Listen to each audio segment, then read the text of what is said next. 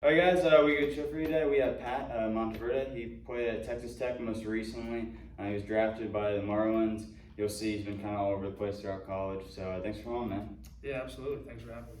So I wanted to talk about you were at Fox Chapel, and you went to Virginia Beach, and then eventually Lubbock. So coming out of high school, you considered like VMI, Bucknell, Seton Hill, but you went to Virginia Wesleyan.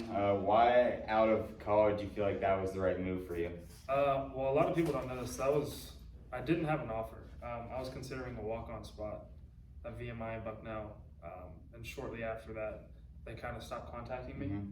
So I didn't have an offer. I chose, out of the D3 schools I was looking at, I figured, why not, let's go to Virginia Beach. And two of my best friends were going, Zach Burkhart and Jake Pilarski. And the coaching staff was great. They brought us in opening arms. And yeah, I felt right at home.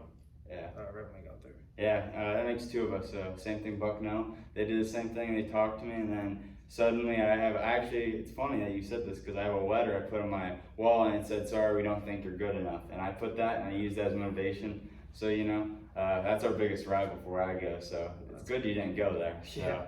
So, it's funny how things work. It's funny, man. So after Virginia Wesleyan, you went to Seton Hill. I believe it's in the suburb Pittsburgh, right? It's about 45 minutes east of Pittsburgh in Greensburg, Pennsylvania. Okay, so you had Tommy John, while you were there, very tough injury. What did you learn during those, couple years there?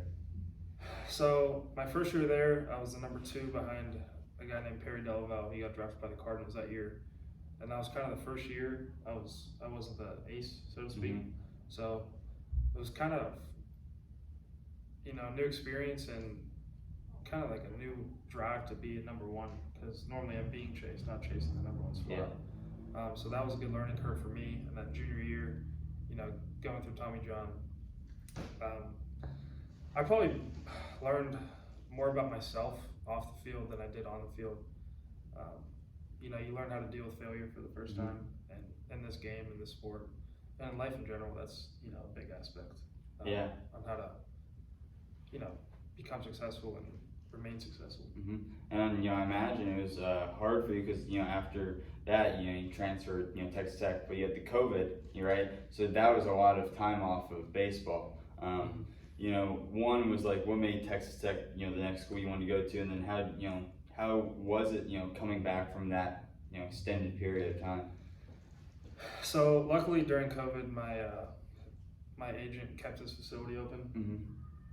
In Ohio, so he opened the doors to the guys that careers pretty much depended on it. Yeah. So there was 3 or 4 of us there, and coming off of Tommy John, it's an extensive rehab, and the throwing program is very extensive and meticulous as far as the details. So I had to keep up with it. I needed a place to throw and go off a mound. So luckily I was able to do that. So as far as the extended period of time, I look at it as my arm's fresh. Yeah. I haven't pitched in 2 years. Yeah. And pre-draft, I told teams that, and I think the Marlins liked it, and I think I'm proving my point too, just how I threw this past year at Tech, and just how my arm feels on a daily basis. Yeah, no, that's definitely a plus. And talk about this season 7-4. You had a 3.7 something ERA. Coming back for a big injury, like that's a pretty good season. But how do you think you did? What are some of the things where you're in rookie ball now, which is my uncle always used to say this is where the hardest time you'll ever be in minor league baseball is this. You're learning so much. What are you working on? Pretty much just how to schedule my day. Yeah. And how to separate myself from others. I mean, if you go over there in rookie ball, there's a ton of talent, and there's a lot of guys younger than me. Yeah. And it's quite a few years younger than me too. So it's there's a lot of guys, and you got to find out how to separate yourself somehow. And when you wake up at 6 a.m. and you're done and back here by, if there's no game, 1 or 2 o'clock, there's a lot of the day left. Yeah. You can't just take for granted. You got to find ways to get better, whether it's mobility or a breathing session or reading a book to help you get your mind right. Yeah, and for the first time you're starting to play against this international talent, which is very good. You're getting to see some of these guys that you haven't seen in college, which I imagine is very difficult. I wanted to ask, what was it like? I know it didn't go your way, but competing in the super regional, getting the postseason of a big tournament, the NCAA tournament. What was that like? And that was awesome. So for regionals against North Carolina, my mom and dad were able to come down, and they had come down, I want to say like 3 or 4 weeks prior, and we were supposed to play University of Illinois Chicago, and that was their first time in Lubbock, and unfortunately that weekend got canceled due to COVID. A kid on their team had COVID, and I think their AD shut the whole weekend down, which was unfortunate, but luckily they're able to come to regionals, and it was a packed house. There were 6,000 people, and they all had their terrible towels. So it was pretty cool. My parents thought it was pretty surreal, and luckily we won that game. And Super Regionals was, like you said, we didn't come out on top, but it was an awesome experience, awesome environment. Those fans in Lubbock are, there's something else. They're some of the best in the country. Yeah, it was a lot of fun. It was hot too. Yeah. Hot that weekend. No, it's growing up. I always heard it's like baseball's a sport where you can lose 70 games and still make the postseason. It's just some of those series they just don't go your way. It's baseball. Those guys were really hot too, and we weren't. That's just part of baseball. Yeah. So growing up, was it always baseball for you, or were you playing like other sports? I was definitely every sport I could get my hands on. I've played golf my whole life. I just played this past weekend. Played basketball until freshman year of high school. I still love the game. I played football in middle school, but Fox Chapel, no offense to some of my friends out there, but we probably have the worst high school football team in the state of Pennsylvania.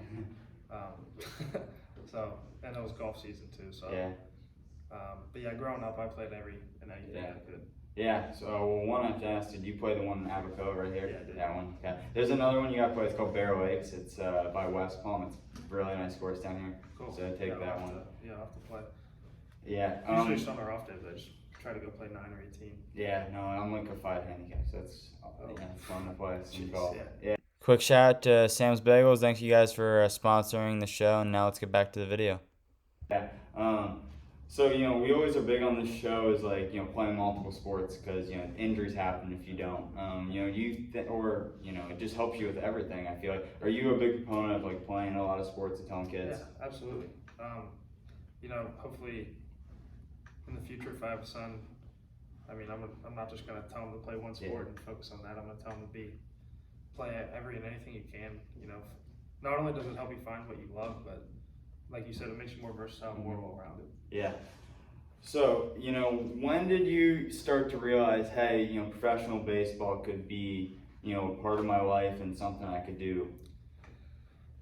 So, sophomore year of high school, I was throwing about 78 miles an hour. 78, 81, something right around there. And my pitching coach, who's helped me get to where I am today, he asked like what I wanted to do, and I told him, I said I want to get to the biggest stage in baseball. I want to help the team win a World Series. He looked me dead in the eye and he said, "All right, well, let's do it." He said some guys, when they're 18, they're going to get big time offers. Not saying I couldn't, but don't let it discourage you if it doesn't, which didn't happen. And from really then on out, I just, I knew it was a good possibility, and I've always dreamed of it, growing up. Yeah, it's everyone's path's different. You can see, you look at Paxton, he just played for he was commentating for the Blue Jays. He's, 39 years old, and then he went through rookie ball and everything.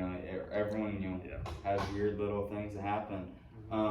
So, I imagine this draft process was, pretty weird. Still, I think did you still have limitations on what you could do, or were they pretty much lifted this time with, COVID and you working out with teams and everything? I'm not too sure. I know a lot of teams had pre-draft workouts. But you didn't do any because of Texas, or do you do, what teams did you do pre-draft workouts? I didn't this year. Because of, college, is that? I just threw 86 innings. I thought my numbers spoke for itself. I have 5 solid years of college baseball. Yeah. Well, I guess 4 with COVID. And I just kind of let my numbers speak for myself. And I'm not really a big bullpen guy as far as, I'm not going to wow you in a bullpen. Yeah. No, yeah. It's more pitchability and pitch sequencing. Yeah, it's interesting because a bunch of people have different strategies or how they felt viewed it. Some felt this was a necessity, but others didn't. So when you finally heard your name called, what was that like for you? You know, it was pretty special. I was actually watching the video. It popped up on my phone yesterday, and I was rewatching it. So I had my parents there. Two of my cousins flew in from Houston. One of their wives, an aunt of mine, and my best friend was all at my house. And you know, I got a phone call in the beginning. My first phone call was in the 5th round, and you know, it didn't go. And then I got a call in the beginning of the 8th round, the round I went, and they said the Marlins are, you know, thinking about taking you in the 8th round. And my TV was about 10 seconds behind. And my agent called me and said, "Congratulations, you got taken." I said, "All right, let me call you back. Nobody else in the room knows yet." And as soon as I hung up, they said, you know, the Marlins draft, you know, myself. And you know, it was pretty cool just having my parents there. They got pretty emotional. But like I said, somebody asked me this before. I mean, this was just kind of like the first step, you know, it's not the end. So I don't want to say I saw it coming, but I did expect it, just as far as my own personal standards and expectations for myself. You know, now that we're in, you know, FCL right now. Just a couple of days ago, I did an interview with somebody, you know, in his hotel room, and we were talking, and it was just, he was like, you know, it's just crazy, you know, being down here. It's just such a life change. You know, how are you adapting, you know, to this change? And you know, he just has been in the league for, you know, a year, and he's gone to 3 different teams, up down. You know, how are you adapting to it, and you know what you're expecting? I'd say my first couple of days here were pretty much culture shock. I remember one of the first things somebody said to me was, you know, it's good to have English-speaking people. I was like, well, we're still in Florida, and it's true. I mean, a lot of Spanish-speaking players here, and only Spanish-speaking players. You know, they're not bilingual. Some of them are. But kind of packing my stuff up and moving is, I mean, I'm kind of used to it now. As far as, you know, back in, you know, I did it freshman year going to Virginia Beach, only knowing 2 people, and then going to Seton Hill, I didn't know anybody. And COVID, that was, you know, kind of out of left field, and then all of a sudden packing my stuff up and going down to Lubbock, Texas, where I didn't know a single soul or that type of baseball. And, you know, 9 months later, we're here. So I haven't really been able to keep my feet in a certain place for, you know, long periods of time. So the culture shock was more of the biggest difference, not so much as moving in. It's crazy. I can attest to it. It's like when I was watching some of the games, it's like you have a coach that, you know, translates. I saw that was a big thing. And for me, I'm doing an interview with one of the Astros top prospects. I know a little bit of Spanish, so I'm speaking the questions in Spanish, and he's saying it, and I'm putting closed captions. I'm not going to really know what he's saying, but I know how to pronounce it. So it's weird, you know, starting to do this, because it's like, you know. And it's part of it. It's part of it down here in the sport, especially. But yeah, we have a couple translators, whether it's a player or a coach. It's crazy. We always finish off, you know, with these final 2 questions every time. So over the course of your career, what's the best piece of advice anyone's ever told you? That's a good question. I'd say for me, just believing in myself. Because I mean, if you're showing 75 to 80 your sophomore year of high school, I mean, don't give up on yourself. Don't let anybody tell you anything different. You know, I didn't. People told me I was chasing a false dream, and you know, I'm here today. And like I said, this is just the beginning. So I would say just keep believing in yourself. Just look at my career. A lot of people tried to get in the way, but you know, I just kept believing in myself, and you know, we're here today. No, that's awesome. Yeah, we always try to. A lot of, you know, high school kids or different things watch this, and we always try to, you know, finish, you know, with that. One of those is the final questions, you know, to give kids, you know, hope, or to keep listening, because there's a lot of people, you know, if I would have listened to every hater, you would never be where you're at. So that's what we always, you know, try to, you know, preach, because everyone's got a different journey, you know. Like, absolutely. This one's the final question, might be the hardest. So when your baseball career is over down the line, how do you want people to remember yourself? The best teammate I possibly could have been. I've played with thousands of kids, you know, just throughout my career. And, you know, if you look back and think about the memories you have with those players, you don't think of anything that happened on the field. It's all off the field stuff. And some of the best teammates I've ever had are the guys that don't play. You know, they're there to pick you up in the dugout if you have a bad outing or a bad at bat. They're always ready, you know, pinch hit, pinch runner, bullpen guy, whatever it is, they're always going to be ready to go with, you know, an eager and a positive attitude. And like I said, off the field, it's where you make all the memories. So Yeah. just a great teammate. Yeah. Well, Pat, I appreciate you coming on. It means a lot, you know, we're trying to give athletes a voice and, you know, everything. So when you come on, it helps us out a lot, and we appreciate it. Yeah, thanks for having me.